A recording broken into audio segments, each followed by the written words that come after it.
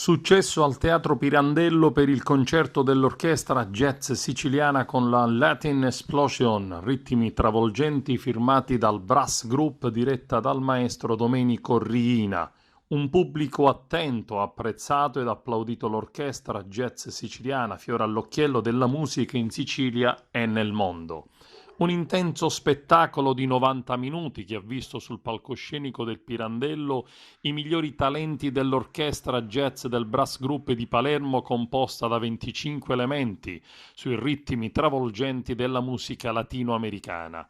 Un concerto che ha raccontato in musica i più grandi autori del jazz afroamericano professionalmente diretti dal maestro Riina.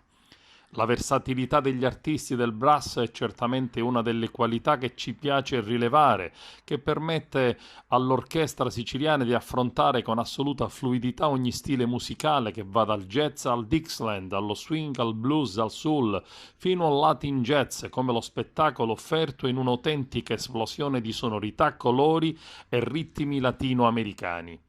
Lo spettacolo in apertura ha previsto la degustazione del vino siciliano Giano Rosso prodotto sul lago Arancio dalla cantina di prima di Sambuca di Sicilia, un vino che proprio recentemente ha conquistato la medaglia d'oro nella competizione Gilbert Gaillard, manifestazione che premia le eccellenze vinicole nel mondo.